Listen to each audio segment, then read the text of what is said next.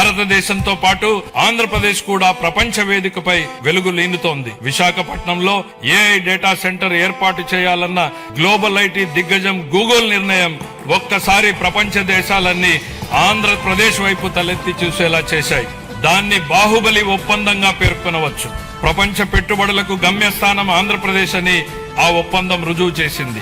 గౌరవ ముఖ్యమంత్రి చంద్రబాబు నాయుడు గారి సమర్థ నాయకత్వం, మరి యువ నాయకుడు గౌరవ మంత్రివర్యులు శ్రీ నారా లోకేష్ గారి విశేష కృషి వలన ఇది సాధ్యమైంది. ఇంతేకాదు, రాష్ట్రంలో పెట్టుబడులు వస్తున్నాయి, ప్రభుత్వంపై నమ్మకం పెరిగింది అంటే అది గౌరవ ముఖ్యమంత్రి గారి దార్శనికత పాలన మరియు గౌరవ ఉప ముఖ్యమంత్రి శ్రీ పవన్ కళ్యాణ్ గారి విశ్వసనీయ భాగస్వామ్యం వల్లనే సాధ్యమైంది. ఈ మార్పుకి సారథులు మన రాష్ట్ర ప్రజలేనని మేం బలంగా నమ్ముతున్నాం. 2024 జూన్లో రాష్ట్ర ప్రజలు ఎన్డీఏకి కనీ విని ఎరుగని రీతిలో ఘన విజయం కట్టబెట్టినప్పుడే ఈ మార్పు మొదలైంది. ప్రజలు మాకు వేసిన ప్రతి ఓటు వెనుక వారి ఉద్దేశం బలంగా స్పష్టమైంది. ప్రజలు వారితో పాటు వారి పిల్లలకు సురక్షితమైన బంగారు భవిష్యత్తు కోసమే ఎన్డీఏని అధికారంలోకి తెచ్చారు.